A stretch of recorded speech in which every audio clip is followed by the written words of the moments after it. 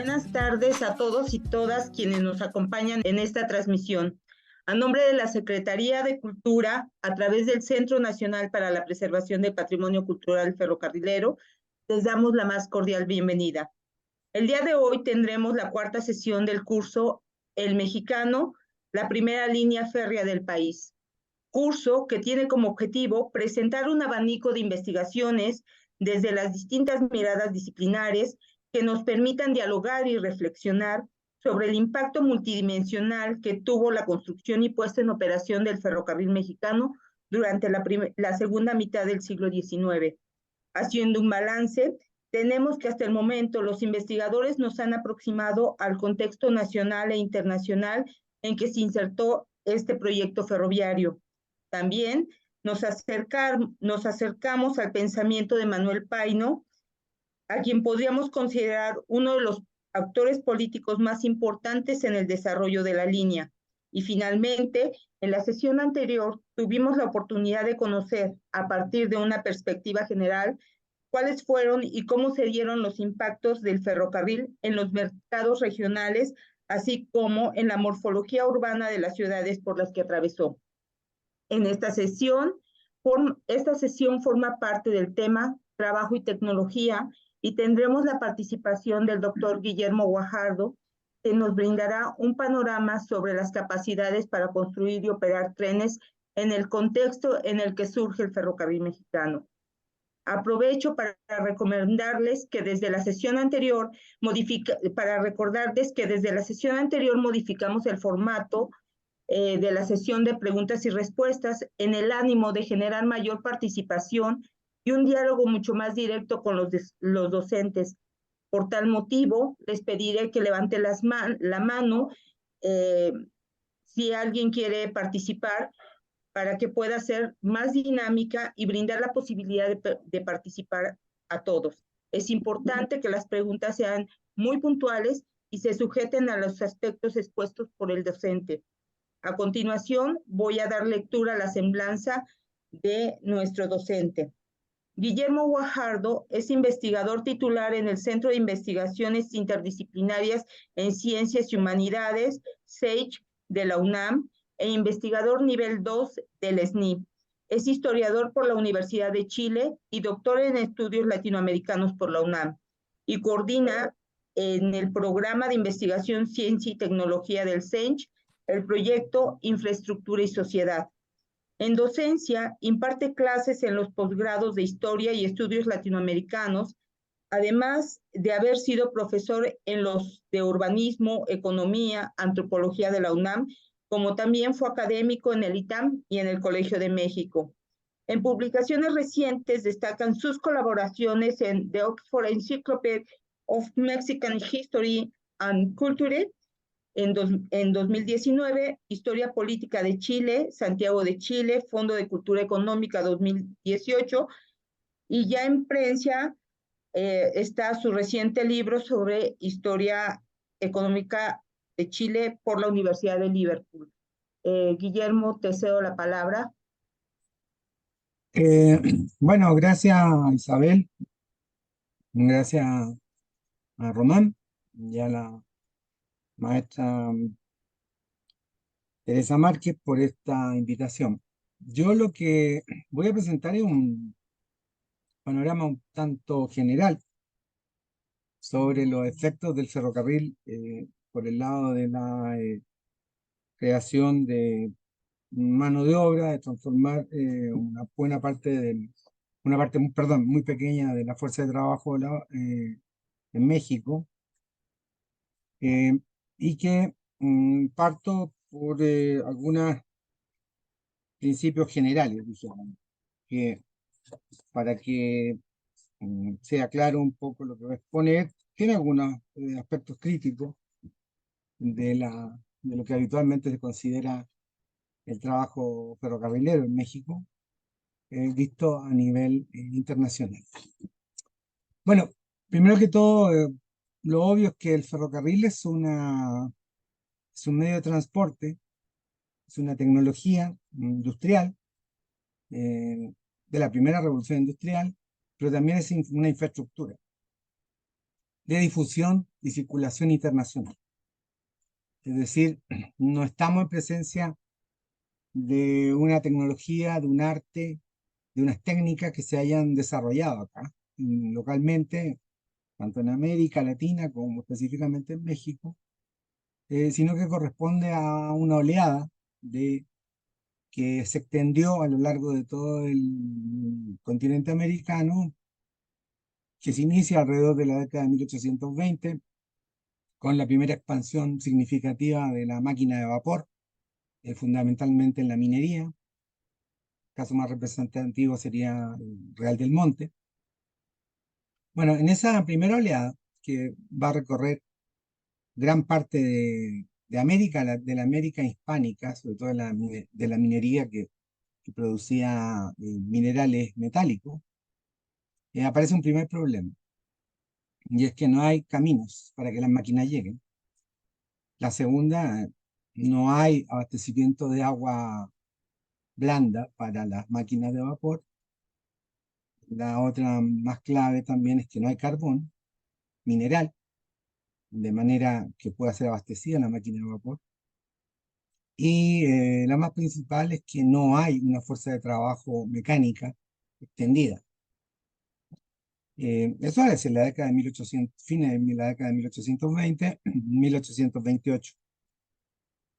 En esos momentos recién estaba, como sabemos, por el icono de 1825, estaba recién formándose el ferrocarril como un medio que empezaba a ser básicamente salir del yacimiento minero hacia un canal en Inglaterra, en Escocia, o hacia el mar, y empezar a hacer un medio de transporte que empieza a unir ciudades.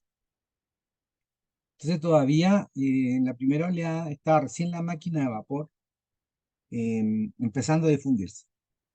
Otra característica importante, la máquina de vapor en todos los formatos que tiene es ya sea para la industria textil, la minería y el ferrocarril, es una tecnología operativa, inmediata, no es una tecnología experimental. Por lo tanto, es un producto que básicamente surge de los talleres de manera práctica. Y esto empieza de todas maneras a difundirse muy rápidamente. Si uno ve la escala, por ejemplo, de lo que ocurre en Inglaterra, pero sobre todo su difusión hacia Francia, Bélgica, y después casi el inicio inmediato de la línea fines de 1800, de la década de 1820, y el inicio de la construcción de la línea de Baltimore, Ohio, que va a ser el inicio de las vías férreas hacia el interior de Estados Unidos. Ahora bien, en el caso latinoamericano y mexicano, particularmente, hay concesiones muy viejas, desde la década de 1830, y hay un interés como proyecto, pero no como realización.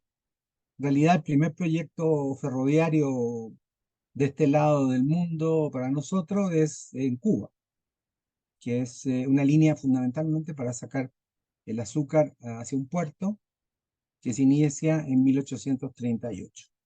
De hecho, era colonia española, por lo tanto, realmente el primer ferrocarril en España se fue en Cuba, en realidad en la colonia, pero en el ámbito latinoamericano, caribeño, fue en Cuba para nosotros.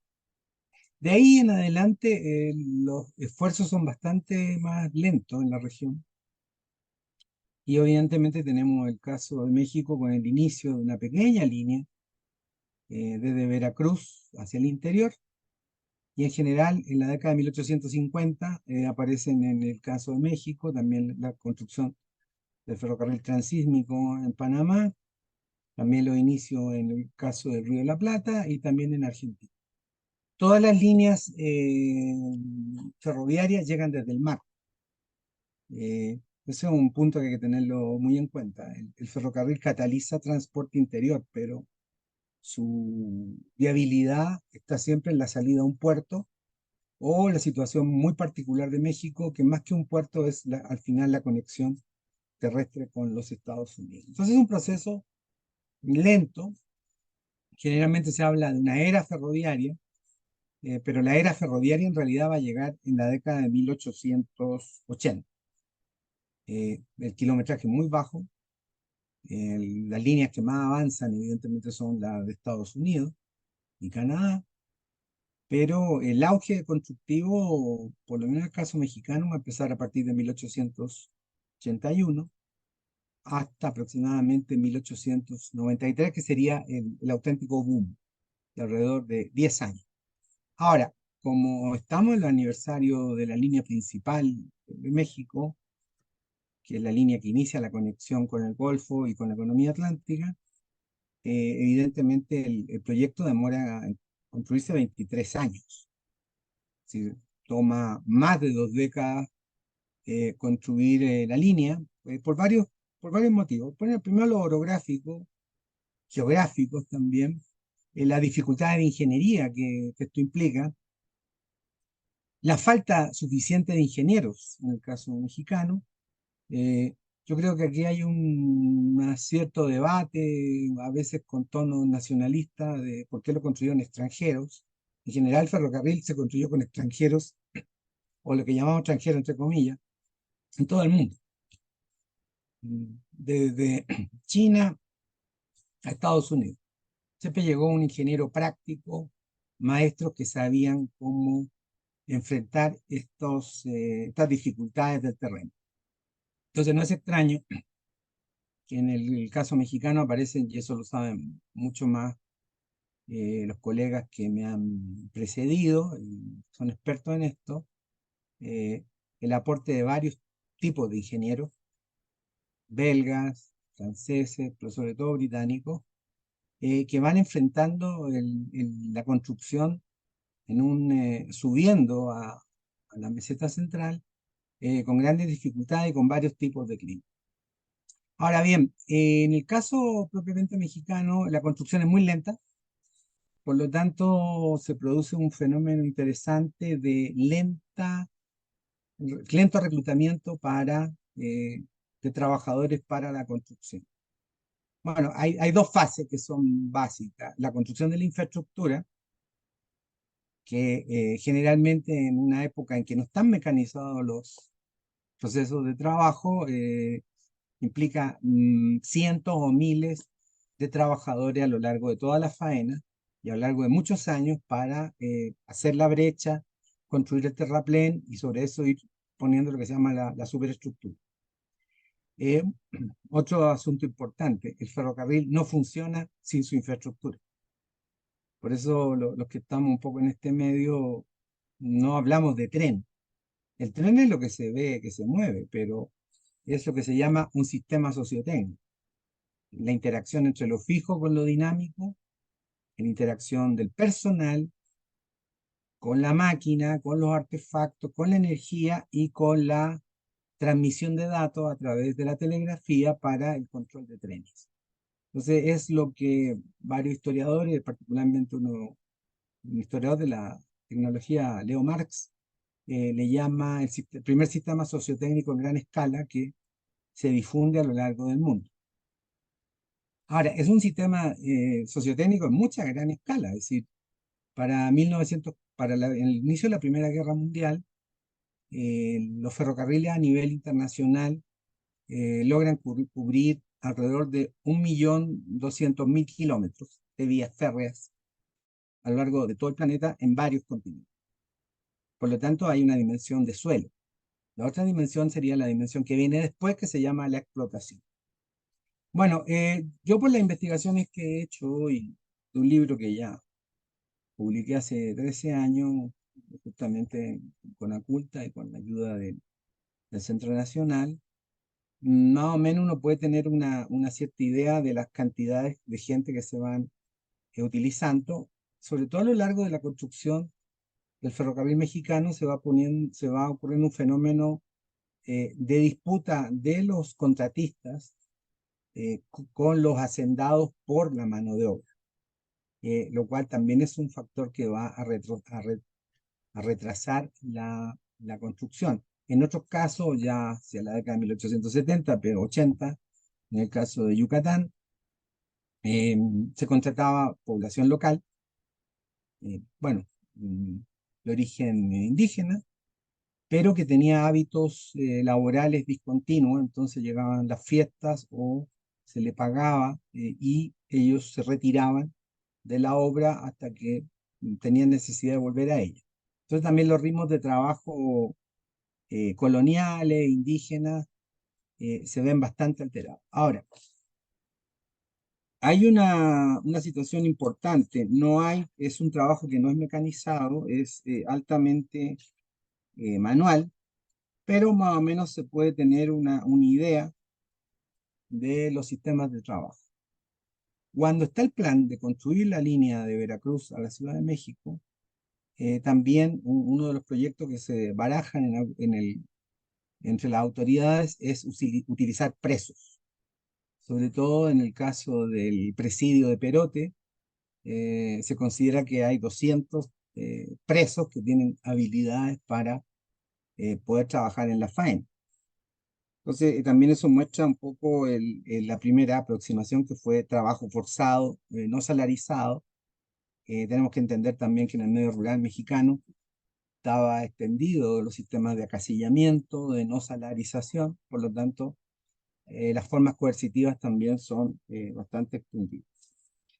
Ahora bien, esto cambia radicalmente cuando aumenta la inversión, fundamentalmente por capitales estadounidenses, con el ferrocarril central y el ferrocarril nacional. Eso cambia la ecuación de cómo se hace la línea.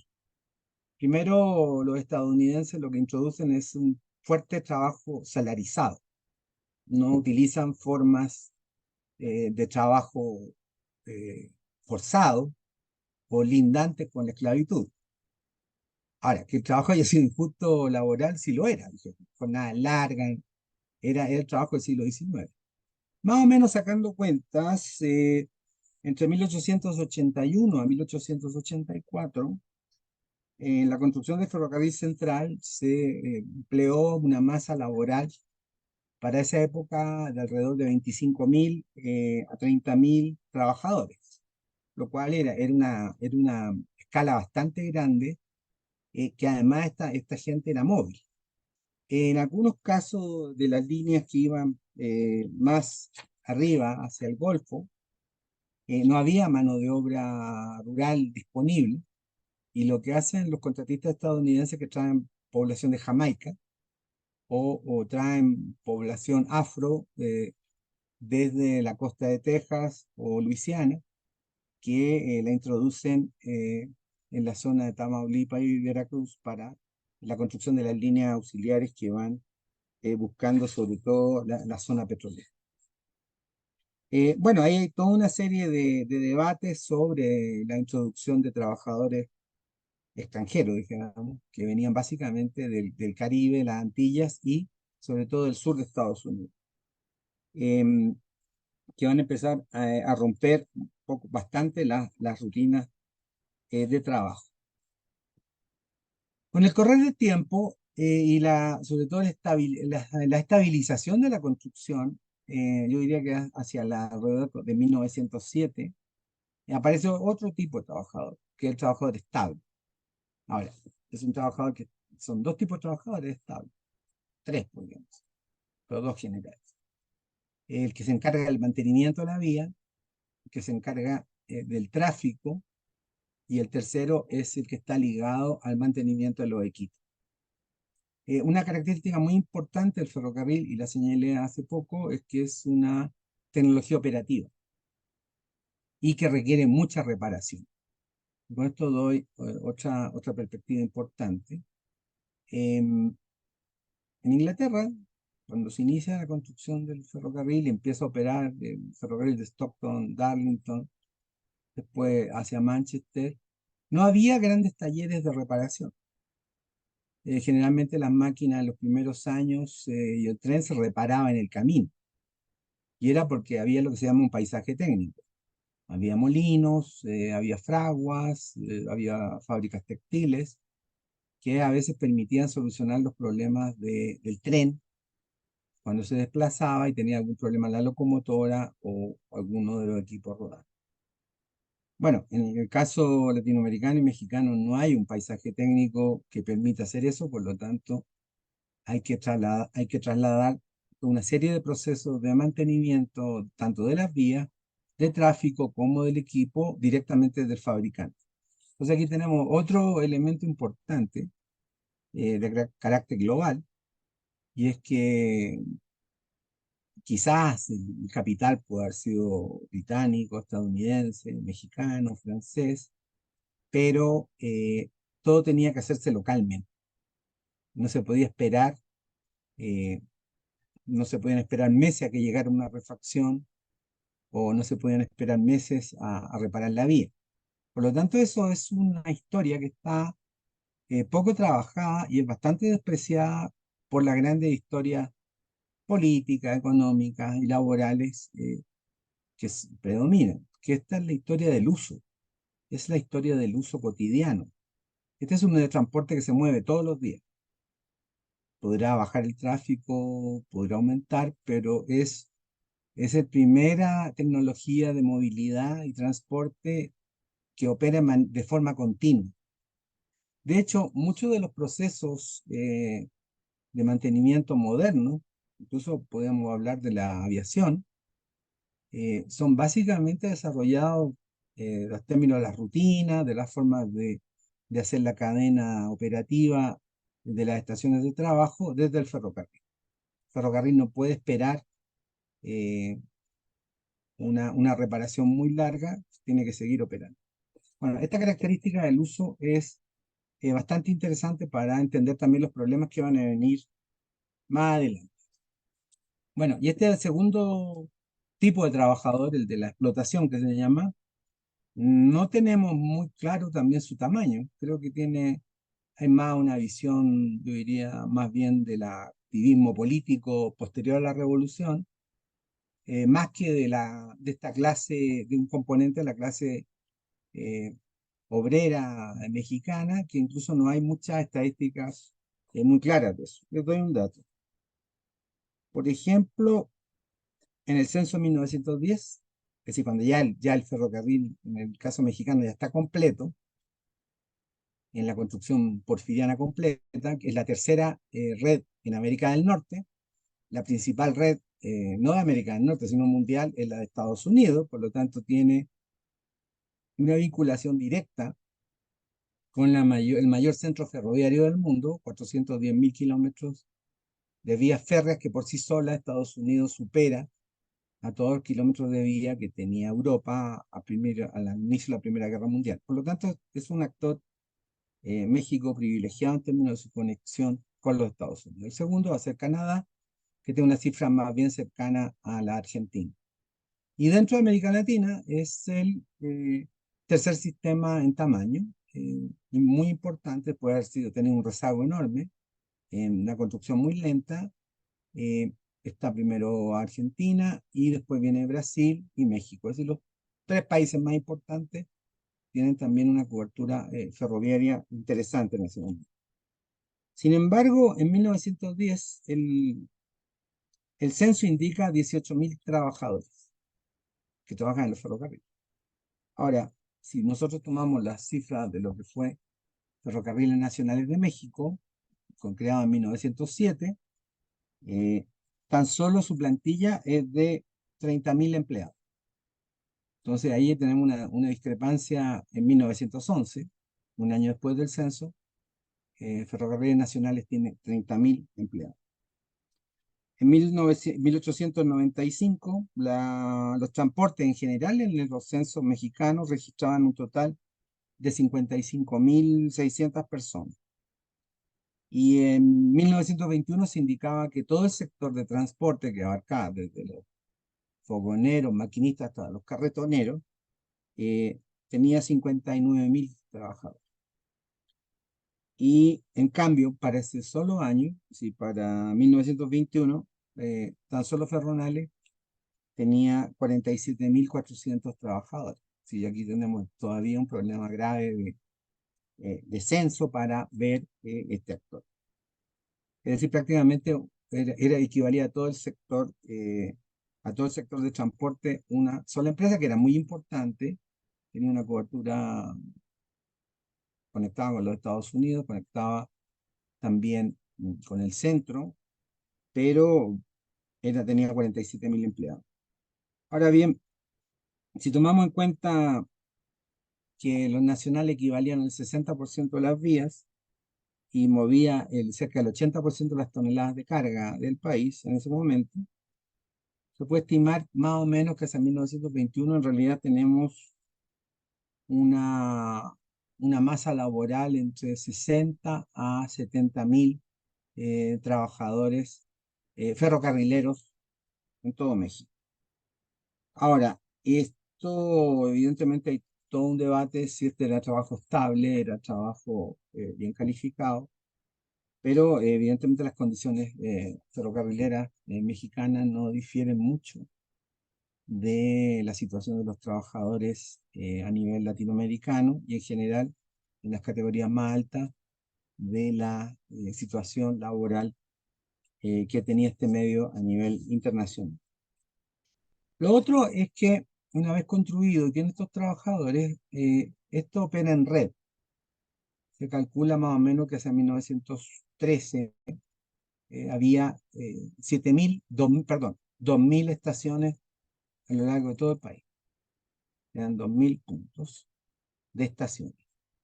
Ahora, esto no considera tan solo los patios de maniobra, los almacenes, que son también las instalaciones anexas, pero lo que tenemos es un medio de transporte que tiene una organización muy jerárquica, muy operativa a lo largo de gran parte del país, aunque esas vías no estén conectadas. Es decir, la situación de organización de los ferrocarriles en Yucatán, los Unidos de Yucatán, es la misma que van a tener el Surpacífico, que va a tener el Mexicano, que va a tener Ferronales o el Interoceánico, es decir, que están organizados de la misma forma. Bueno, este otro aspecto importante, generalmente se tiende un poco a ver el mito del tren, nuevamente, pero el ferrocarril es una empresa, es decir, es una organización que tiene fines económicos. Podrá estar en manos del Estado, podrá estar en manos de capital privado, pero está organizada esta tecnología y este sistema sociotécnico como empresa. No tiene otra forma de operar. Por lo tanto, tiene una división del trabajo, tiene a su vez una división espacial y tiene jerarquías que se extienden a lo largo de todo el sistema. Bueno, básicamente la descripción del sistema más maduro ferrocarrilero mexicano lo hizo Ingrid de Bergenji en un documento de trabajo ya de la década de los 80, Melina, en que básicamente describe los espacios laborales, que son bastante importantes tener en cuenta. Primero está la división territorial, que puede cubrir cientos o miles de kilómetros, en el cual están organizadas todas las áreas de trabajo. Otras son las oficinas, que es básicamente el control administrativo de todo el tráfico. Los talleres, que particularmente lo que a mí me fascina y me gusta más, que son los encargados de darle mantenimiento. Los talleres tienen instrumental industrial, pero en realidad los talleres no son industrias, son reparadores de cosas que ya fabricadas. Pueden fabricar cosas, pero su misión no es la de producir en serie. Los patios es esencial, hay que mover los trenes, hay que clasificarlos, hay que montar el tren y sobre eso, que es la formación, se lanza al tráfico. Las terminales, que son tanto de pasajeros y muy relevante las terminales de carga, porque lo esencial en un ferrocarril, y más en el caso mexicano, que tiene una vocación de carga de toda la vida, son las zonas de carga, descarga y redistribución.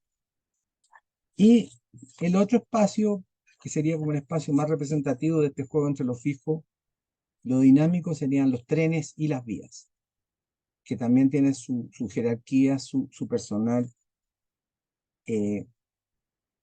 específico para producir el movimiento, para generar el servicio de transporte. Bueno, en estos espacios lo que aparece es un hombre nuevo en una sociedad que es bastante rural y minera, que es un trabajador que está muy conectado a la información, tiene una disciplina industrial, tiene jerarquía y tiene un ambiente básicamente industrial, técnico, en el cual opera. Para fin de no hacerlo tan largo, voy a avanzar un poco en mi explicación para llegar a un punto el que me parece importante que me pidió lo pusiera, que es el aprendizaje tecnológico. Se tiene la idea, sobre todo a partir de la historia de la educación técnica, de que hubo una ligación entre el ferrocarril y la educación técnica, lo cual históricamente es falso. En general, los ferrocarriles, ellos mismos calificaban a su personal en el siglo XIX.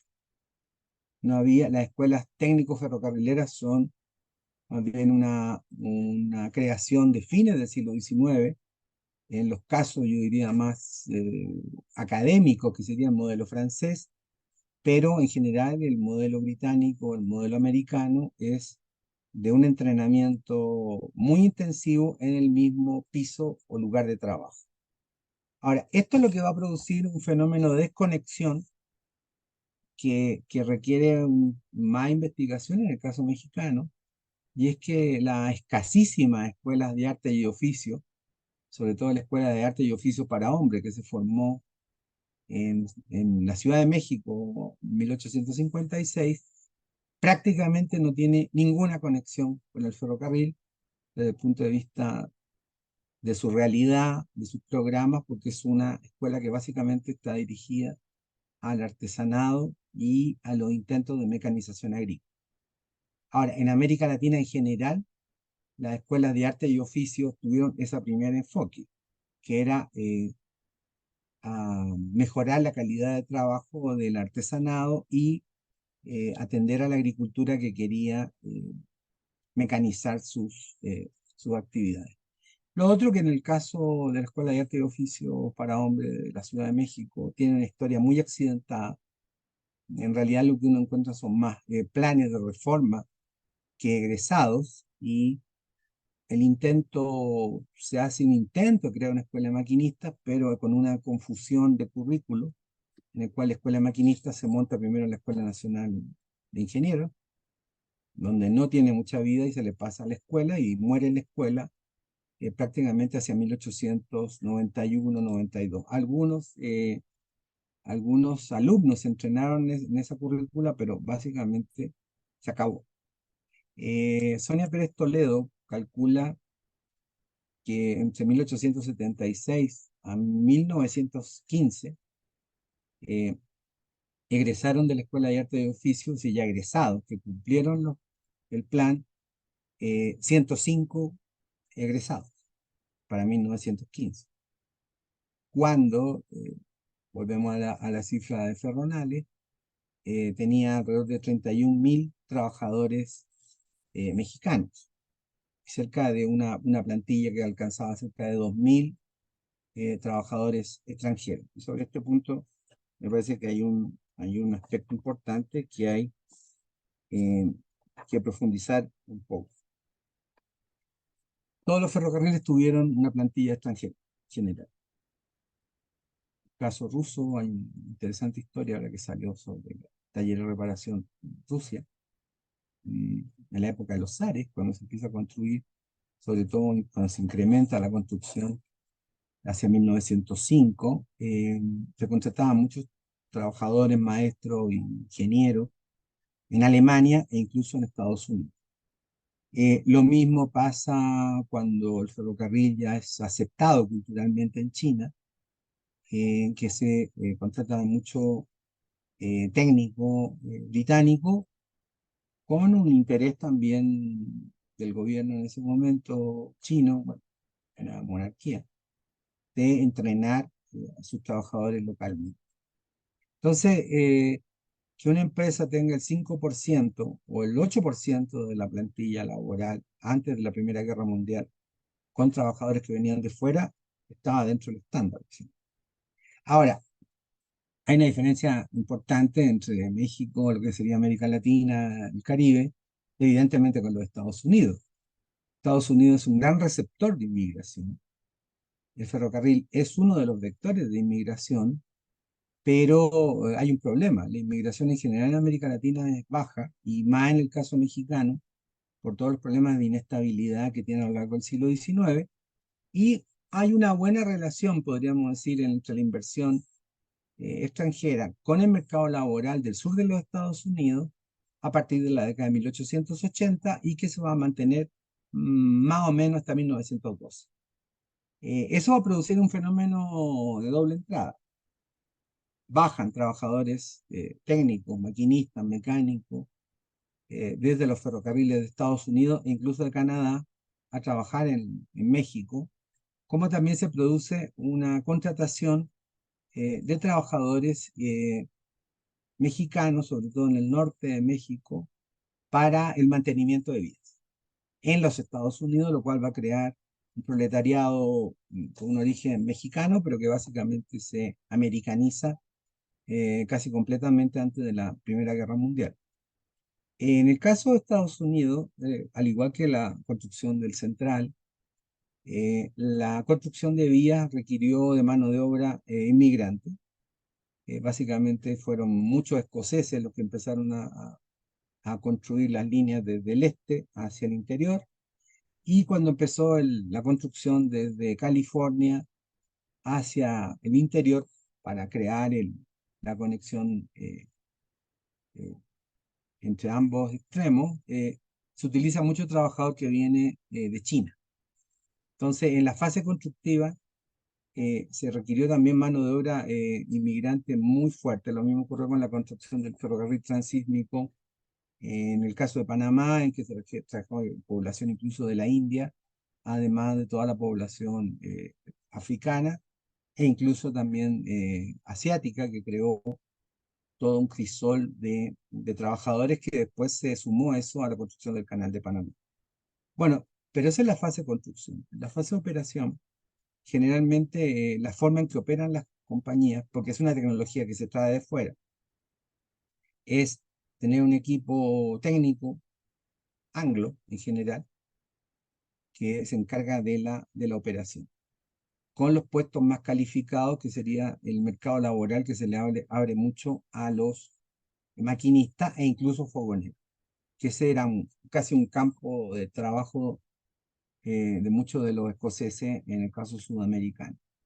Bueno, en el caso mexicano, que el caso más documentado que tenemos, o más conocido, el caso de Ferronales, hay una reacción laboral temprana que ya ocurre en los trabajadores mexicanos, que empieza a través de las uniones de telegrafistas, las uniones de conductores, el intento bueno, las uniones de maquinistas y fogoneros, que empieza un lento proceso de querer nacionalizar los puestos desde la década de 1890 aproximadamente, hasta que en 1906, poco antes de la consolidación de Ferronales, se crea una unión de muchas de estas fraternidades y uniones de trabajadores mexicanos que empiezan a abogar por la nacionalización de los puestos. Bueno, ahora, ese es otro tema interesante, que sería el tipo de sindicalismo previo a la revolución. Básicamente el modelo de las unions las toman los trabajadores mexicanos. Es decir, están copiando o tomando un modelo en circulación en América del Norte, que es el modelo americano de las uniones de trabajadores en base a gremios que tienen el mismo interés.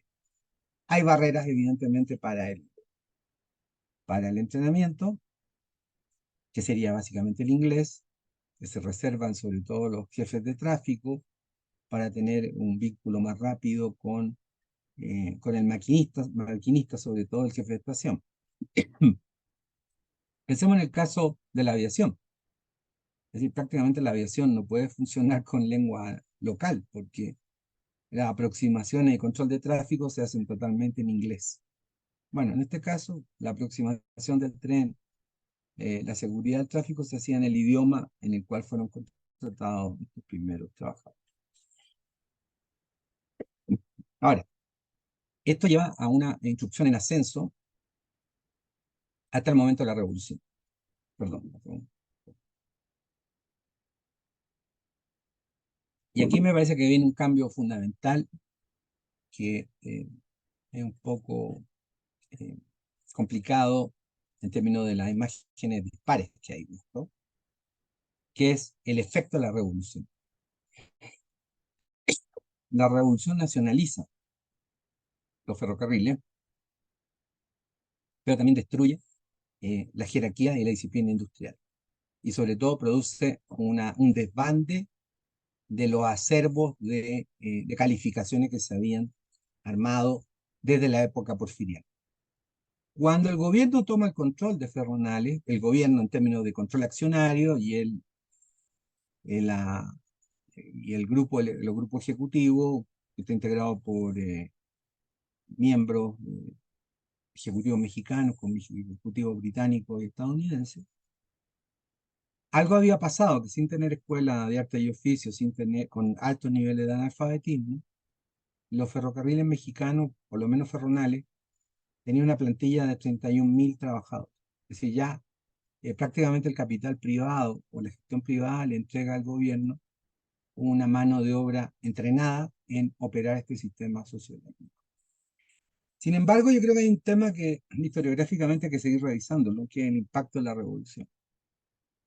Eso empezó un poco con el debate de Weimar en 1978, llevó a varios trabajos de Stephen Haber, Raso y otros más a calcular los efectos de la revolución. A lo mejor materialmente la economía se recupera más rápido de lo que se esperaba, pero desde mi punto de vista produce un daño bastante severo en lo que se llama la disciplina industrial.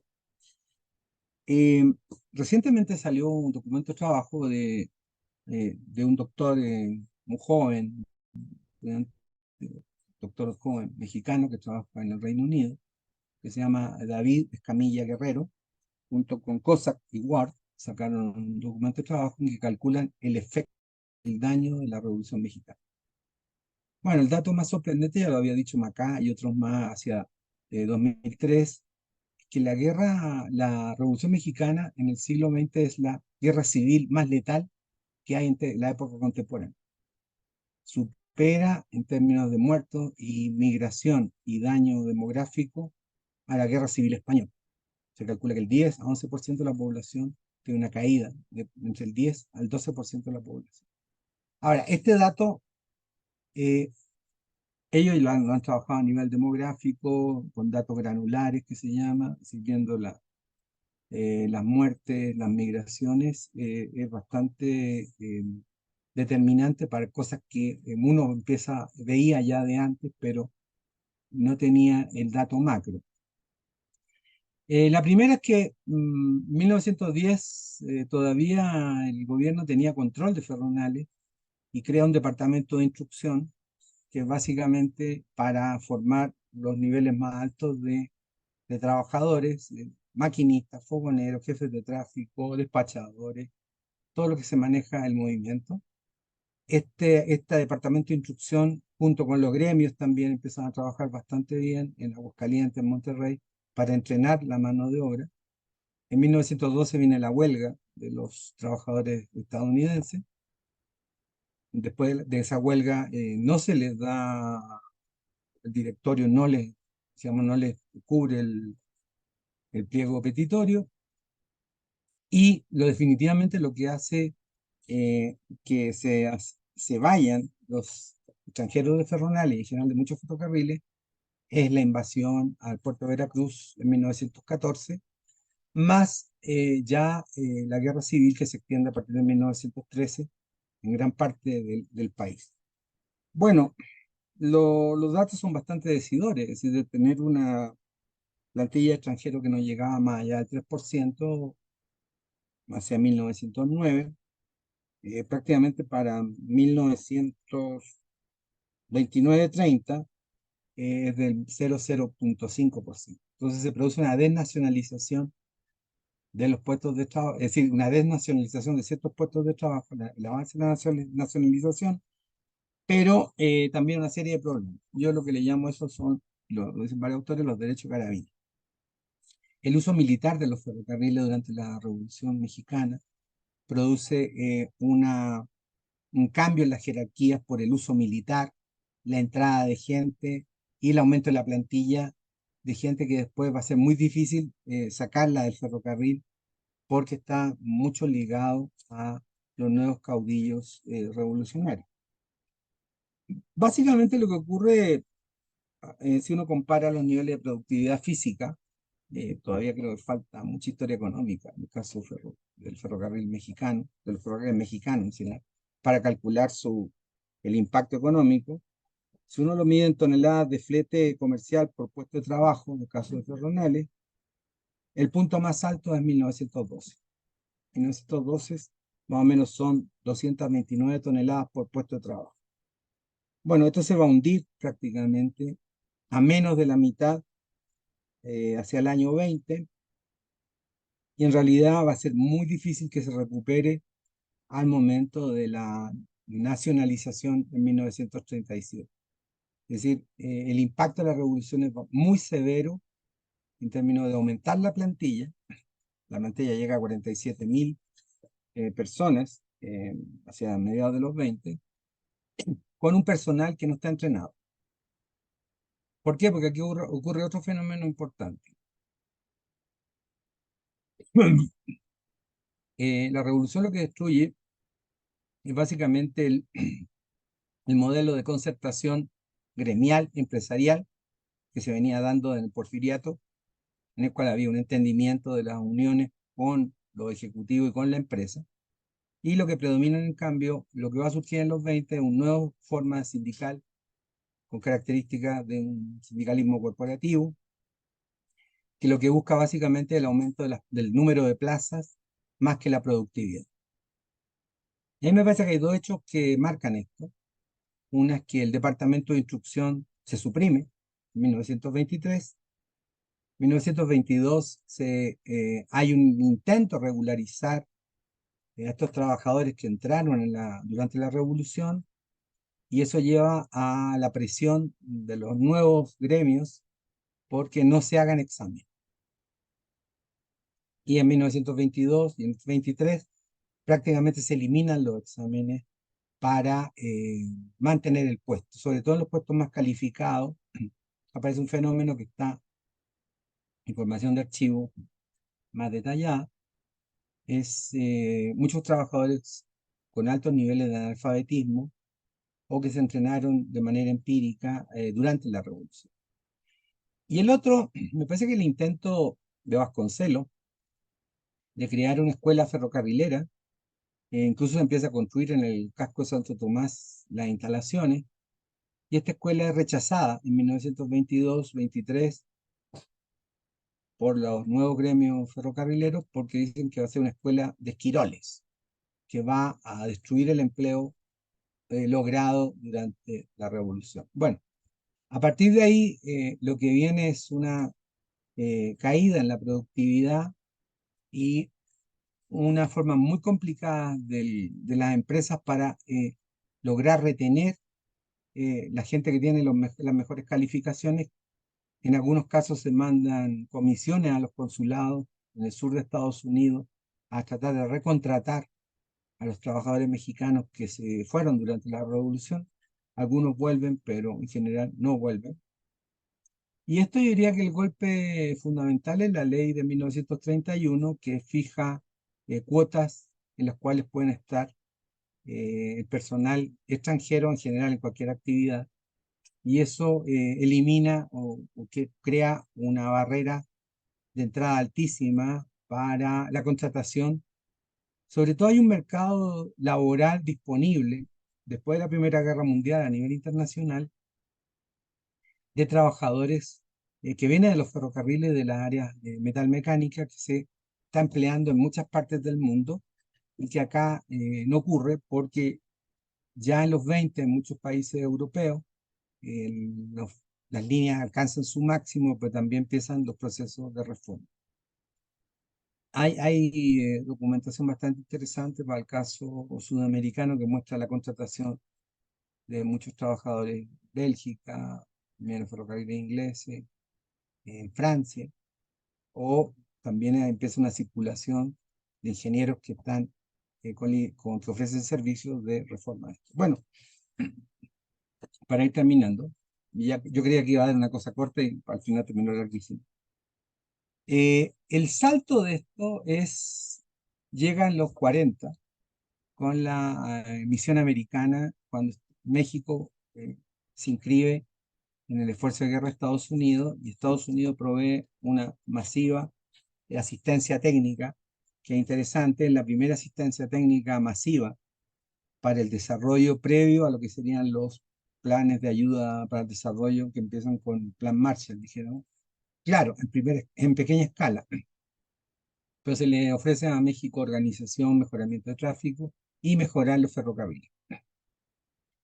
Hay política camino en el caso mexicano, pero los ferrocarriles van a ser la principal infraestructura de transporte terrestre hasta fines de los 50-60, cuando empieza el mejoramiento de la carretera.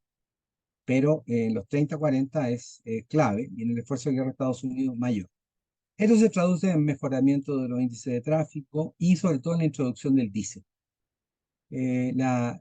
México, inicio de los 50, se convierte en uno de los mayores compradores de locomotoras diésel en Estados Unidos, a tal punto que también compra algunas partidas en Canadá.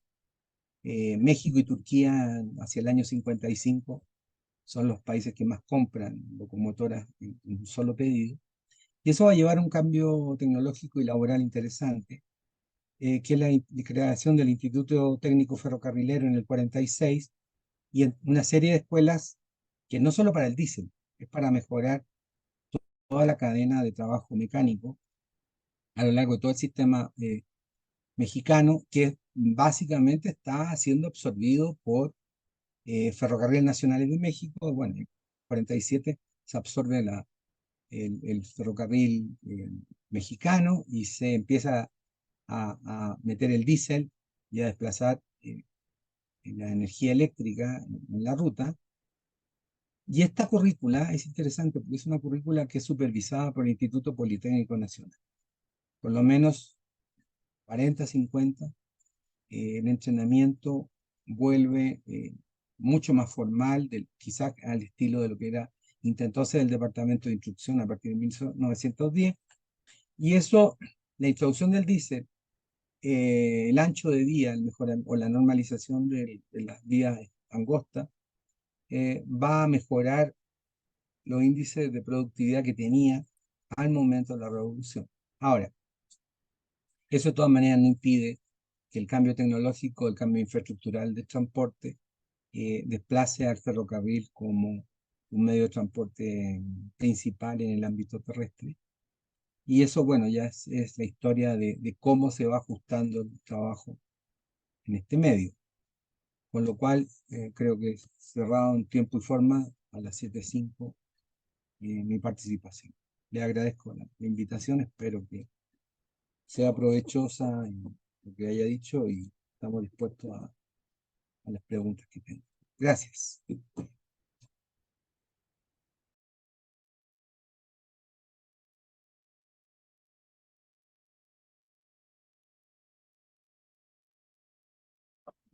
Muchísimas gracias, doctor Guajardo, por la exposición de su tema. Ahora abrimos la ronda de preguntas de los participantes. Les recordamos que si tienen alguna pregunta, por favor, levanten la mano para que puedan ser considerados. Además de que les pediría que para hacer más dinámica esta actividad, pues su participación sea con preguntas muy puntuales que se sujeten a los aspectos que ha expuesto el doctor Guajardo. Si alguien tiene algún comentario, alguna pregunta, por favor, puede abrir su micrófono y también su cámara.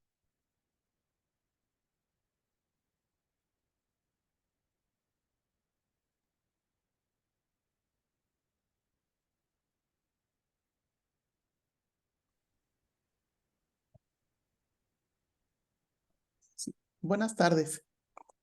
Yo quisiera agradecerle al doctor Guajardo la exposición que me pareció muy interesante y quisiera preguntar si tiene trabajos de investigación sobre el último aspecto que tocó en las relaciones del tren y el asunto de la migración, ¿no? Y si es que sí, ¿desde qué perspectiva los ha abordado?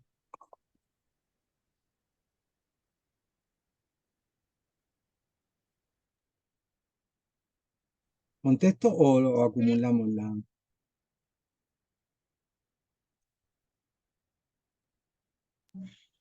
Si gustas contestar, Guillermo, sin ningún O problema. mejor la acumulo porque yo estoy Ah, ¿sí? en compromiso y Muy bien. quiero contestar en Entonces, línea, excepto, ya la tomé. perfecto.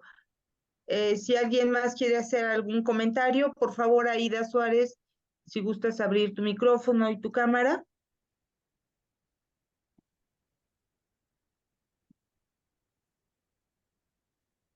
Aida,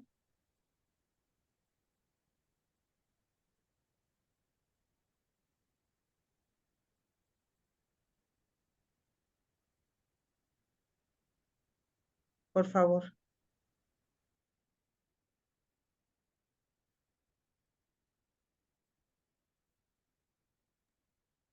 No se escucha, por favor. Eh, Quizás no tienes abierto tu micrófono, si gustas revisar, por favor.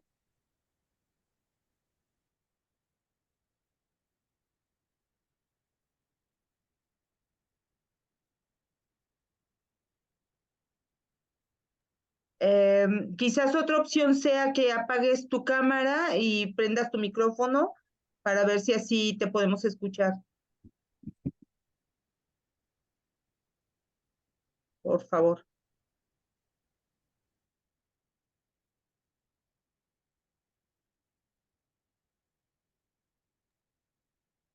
Bueno, esperemos, si alguien más tiene algún comentario, por favor.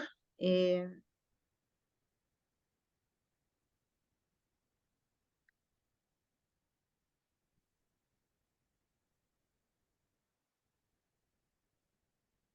sí, Ana Laura, por favor, si gustas hacer tu pregunta y abrir tu cámara.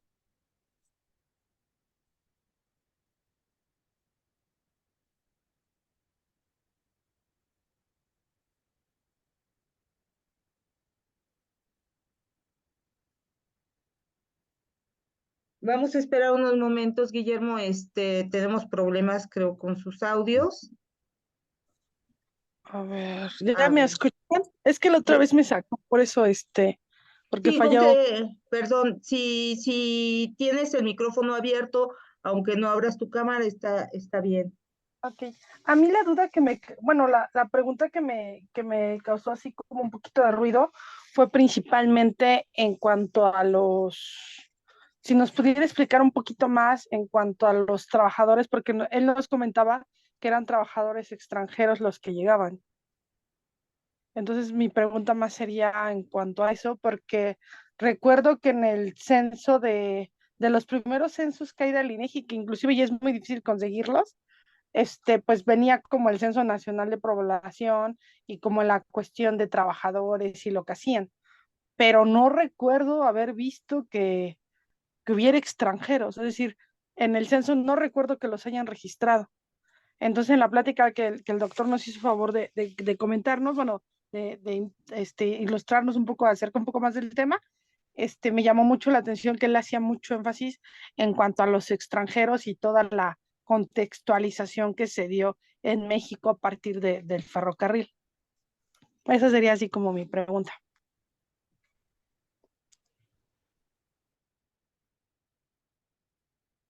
Muchísimas gracias. Guillermo, te leo la pregunta que hace Carlos González.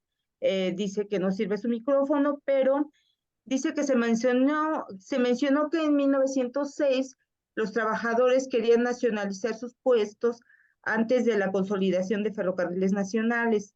¿Cómo fue esto y con qué fines? Y también Aida Suárez hace la pregunta Quisiera saber qué pasó con los trabajadores una vez que concluyó Ferronales y hoy qué hacen y si están organizados. Bueno, sobre migración, propiamente, tengo ahí unos capítulos en el libro de 2010 que es Trabajo y Tecnología, que se publicó por el Conaculta, en la colección del Centauro. Ahí discuto este tema. Ahora, en estudios chicanos, sobre todo en lo que se publica en Nuevo México, en la Universidad de Arizona, hay trabajos sobre los trabajadores los truqueros que le llamaban, los que trabajaban en las vías. De eso salió un libro que es de 2012. No me acuerdo en este momento porque no tengo cabeza de Wikipedia para retener todo, pero si empieza a buscar en esas editoriales seguramente va a encontrar de estos trabajadores que se fueron incorporando al mantenimiento en los ferrocarriles del sur de Estados Unidos, de California, sobre todo a Texas, pero en la fase posterior. Ahora, el ruido está en los censos, dijéramos, pero hay estudios que muestran que hay colonias de entre 500 a 2000 trabajadores, sobre todo en el norte. Las colonias fuertes eran Aguascalientes, Chihuahua, la Ciudad de México. Pero eso es cosa de revisarlo con cuidado los censos, dijéramos. Lo que pasa es que los censos, como lo acabo de decir, eran muy malos incluso para determinar el número de trabajadores ferrocarrileros en general. Es decir, cuando dice que tiene 18.000 y en realidad tiene una plantilla de 30.000, es que ya hay problemas censales graves. Pero el trabajador en los ferrocarriles yucatecos, por ejemplo, en 1911, tenían trabajadores, empleados españoles, gente que venía de Jamaica, muy en el ámbito de circulación del Caribe. Ahora, los trabajadores en sí, de la plantilla laboral, son pocos. Eso no pasa del 3 al 4%, como mucho, en general. No es un trabajador que esté extendido. Generalmente está en las categorías más calificadas, mejor pagadas, pero también las que tienen más exigencias técnicas. Entonces yo diría que ahí más bien sería que si no lo vio, habría que volver a revisar los censos, pero sobre eso, Lorena Parley, en una tesis ya vieja de la década de los 80, ella exploró estos trabajadores que llegan en la época del Porfiriato. Y bueno, ahí está la información censal. Ahora, los censos más, los anuarios estadísticos empiezan básicamente a principios de los 20. Ahora, sobre el asunto del año 6, en realidad estas uniones de trabajadores no pretenden, porque ya estaban, digamos, la mayoría, el 94-96% de la plantilla era mexicana. Lo que más bien están enfocados es a lograr mexicanizar los puestos más altos, que eran los de jefe de tráfico y sobre todo el más técnicamente codiciado, que era evidentemente los maquinistas y fundamentalmente los fogoneros, que era menos especializado, pero era un trabajo que era bien pagado. En general es un rango, no es que los ferrocarriles estaban en manos de extranjeros, es un rango en los empleos que no son más de 1.200 en el caso de ferrocarriles nacionales al momento de la revolución. Entonces se enfoca sobre ese mercado. De los trabajadores ferroviarios sale mi conocimiento. Creo que hay trabajos que se han preocupado de lo que ocurrió después de la privatización, pero no el campo de mi trabajo. Por lo demás, el sindicato ferrocarrilero sigue existiendo, digamos, tiene una plantilla evidentemente más chica de lo que era en la década de los 90, pero habría que ver una literatura por ese lado. Creo que con esto contesto la duda. Sí, muchísimas gracias. Mira, con respecto al comentario de los extranjeros, creo que también valdría la pena invitarlos a revisar lo que son las nóminas de las distintas empresas ferroviarias que están en el centro de documentación. Por ejemplo, están las del Ferrocarril de Sonora, y que cubren también el Subpacífico de México. Están las específicamente para el ferrocarril mexicano, que sí dan aportes y nos invitan y nos dan información con respecto a los trabajadores mexicanos y extranjeros que están laborando en las distintas rutas ferroviarias. Vaya, para eso está también el trabajo de Delia Hernández, para el caso de los ferrocarriles en el norte del país, con el asunto de los chinos, y el propio trabajo que ha realizado Patricio Juárez, también con respecto a la mano de obra extranjera, ¿no? Para el caso particular del Subpacífico de México. Entonces creo que hay posibilidades, no solamente con las estadísticas que se encuentran a nivel nacional, sino que también las nóminas son una fuente que permite conocer y acercarnos un poco a lo que sería los trabajadores, tanto mexicanos como extranjeros, que tenieron vía o que estuvieron en algunas otras áreas de trabajo. Entonces, bueno, esa sería como un comentario adicional a lo que se ha comentado. Si alguien tiene alguna otra pregunta, yo los invitaría a que por favor levantaran la mano. Esperamos unos momentos y si no, pues ya estaríamos. Connie, por favor. Muchas gracias. Buenas noches a todos. ¿Sí me escuchan? ¿Sí me escuchan? Sí. Sí. Ok, gracias. Maestro Guajardo, le saluda Concepción Ocádiz del estado de Hidalgo, de la ciudad de Tulancingo.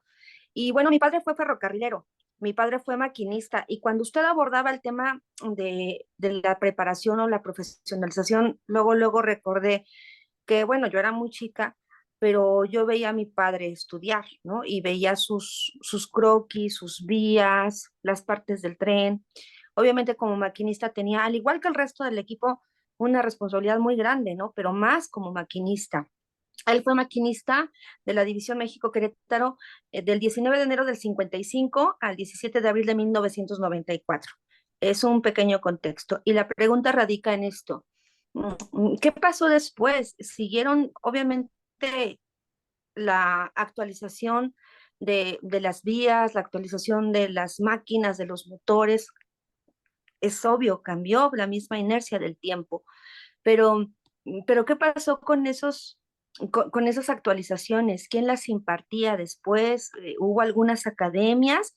Porque antes era específicamente, directamente desde Ferronales, ¿no? Lo que se conocía como Ferronales. Después, ¿qué pasó? ¿Tiene usted el dato? A ver, yo también, bueno, yo soy de origen chileno, mi familia también fue ferroviaria, como se dice. Pero son dos cosas. Una es la tecnología y la tracción de vapor, otra la tracción diésel y otra la tracción eléctrica. Y lo que yo estoy hablando es básicamente cuando era el predominio de la tracción a vapor. Es decir, todavía estaba pegada en el siglo XVIII. No se sabía ni la ley de termodinámica cuando ya habían 70.000 locomotoras en el mundo. Por lo tanto, su respetable señor padre era maquinista, yo creo, de diésel, que es una tecnología de tracción muy formal, que no están las fallas del vapor. Ahora, como contesté a la pregunta anterior, yo no soy historiador del tiempo contemporáneo de los ferrocarrileros mexicanos, pero entiendo que no hubo. Se desarmó el Instituto Técnico Ferrocarrilero, se desarmaron las escuelas que había por división, y esto sería nada más que lo que conozco a nivel de cotidiano, de mis antiguos colegas de Ferronales, es que en algún momento tuvieron que recontratar gente que estaba jubilada, porque se desarmó todo el sistema de entrenamiento. Ahora, evidentemente esta gente tiene que estar entrenada, tiene que haber un tipo de escuela o algo así. Ahí la cosa sería ver cómo lo resuelve Ferromex, cómo lo está resolviendo el Kansas City, bueno, que ahora se fusionó con el Canadian, y ver también qué está haciendo Ferrosur. Sería una cosa interesante conocer los planes de actualización que hay ahora. Ahora, con esto cierro porque me tengo que ir. Evidentemente la privatización de ferrocarriles lo que produjo fue una reducción del personal, pero un aumento enorme en el tráfico. Por lo tanto, el número de toneladas por puesto de trabajo aumentó. Fue básicamente una reforma de corte laboral. Los ferrocarriles mexicanos siguen operando igual con diésel. No ha habido ningún otro cambio. Se ha intentado el eléctrico, pero es muy difícil. Y eso implica otro tipo de trabajadores. Pero lo que yo hablo básicamente de un paradigma que es el paradigma del vapor. Y eso cambia en el 46. Que se tienen que crear escuelas permanentes para este tipo de personal nuevo. Me parece que ahí hay una beta a trabajar que sería qué pasa con los trabajadores ferrocarrileros que están más sumidos en el olvido, en el mito, pero son gente que está moviendo millones de toneladas de carga todos los días. Bueno, lamento retirarme. Gracias. Muchísimas gracias, Guillermo, por todo tu tiempo y por tu colaboración. La verdad es que ha sido una charla bastante interesante. Eh, yo nada más añadiría con respecto a cómo se están capacitando, pues varios instructores del Instituto de Capacitación siguen ofreciendo sus servicios a estas empresas concesionarias con documentación de Ferrocarriles Nacionales de México, con documentación del Instituto de Capacitación. Entonces, pues sí, como bien dice, hay toda una beta todavía por explorar y bueno, te agradecemos mucho tu participación y con eso estaríamos cerrando ya esta sesión. Muchísimas gracias a nuestro docente invitado el día de hoy. Los invitamos a que sigan la transmisión de la siguiente sesión el próximo miércoles 22 de noviembre a las 18 horas, que será dedicada al tema representaciones artísticas y literarias, en donde tendremos la participación de la doctora Marisela Dorantes, la doctora Diana Hernández y la doctora Edith Negrín. Les recomendamos que el enlace de las sesiones será el mismo y que los materiales y el foro de reflexión para la evaluación se encuentren en el aula virtual, de la que ya se compartió el enlace para ingresar.